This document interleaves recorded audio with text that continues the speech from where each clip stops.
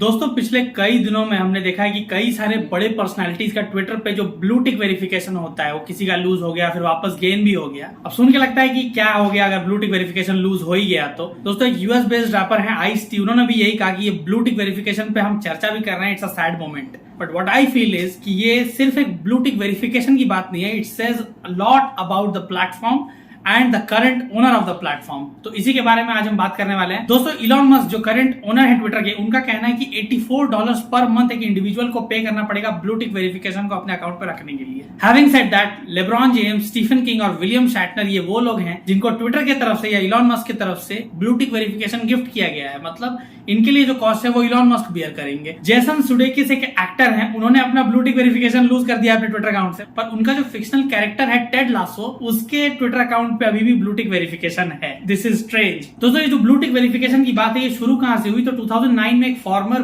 Baseball player थे, उन्होंने Twitter को सू कर दिया ये बोल के कि आपके प्लेटफॉर्म पे बहुत सारे फ्रॉड अकाउंट्स हैं उनके नाम से।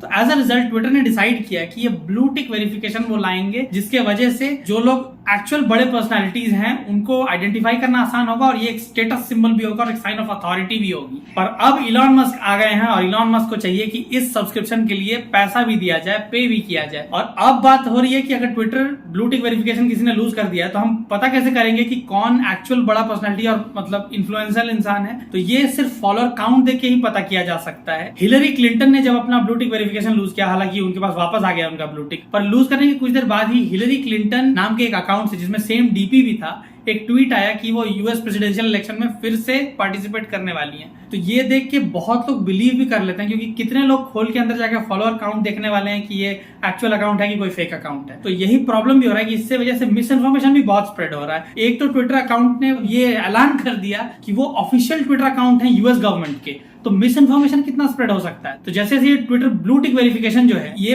पेड होते जा रहा है ना, इसके वजह से मिस इन्फॉर्मेशन प्लेटफॉर्म पे बहुत ज्यादा बढ़ने के चांसेस हो गए हैं, जिसकी वजह से एडवर्टाइजर्स भी डर रहे हैं ऐड लगाने में। So it's all together changing the game on the platform. बहुत सारे तो ऐसे यूजर्स हैं जिन्होंने अपना ब्लू टिक वेरिफिकेशन उनके अकाउंट से डिसअपियर हो गया, वापस रीअपियर भी हो गया बिना कुछ किए। और ये जो ट्विटर का सब्सक्रिप्शन है दोस्तों, ट्विटर ने बोला है कि कोई अगर इंडिविजुअल चाहता है ब्लू टिक वेरिफिकेशन अपने अकाउंट पे तो उसको $8 पर मंथ देना पड़ेगा, और कोई ऑर्गेनाइजेशन अगर चाहता है तो उसका चार्ज होगा $1000 पर मंथ, प्लस कोई इंप्लॉय अकाउंट के लिए $50 पर मंथ।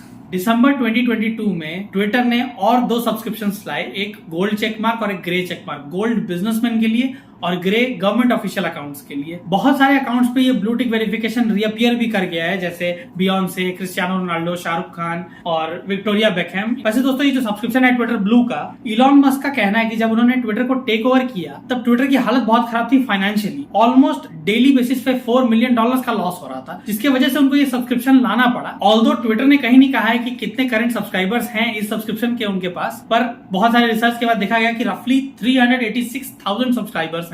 इनटू अगर हम $10 करें, क्योंकि $8 तो मिनिमम हो ही रहा है और ऑर्गेनाइजेशन वगैरह के लिए $1000 $50 एक्स्ट्रा भी है, तो रफली $4 मिलियन पर मंथ का रेवेन्यू ट्विटर जनरेट कर पा रहा है इस सब्सक्रिप्शन मॉडल से। और बात वही है, इसकी वजह से प्लेटफॉर्म पे बहुत सारी चीजें और वो जो एक अथॉरिटी की बात होती थी वो चेंज हो रही है। आपको क्या लगता है दोस्तों, इस लॉस को रिकवर करने के लिए कोई और रेवेन्यू मॉडल इलॉन मस्क को या ट्विटर को अपनाना चाहिए था, या यही ठीक है? जो भी आपको लगता है कमेंट में लिख के जरूर बताना, और ऐसे और वीडियोस के लिए सब्सक्राइब कर लो चैनल को। मैं मिलता हूं दोस्तों आपसे अगले वीडियो में। Thank you so much for watching.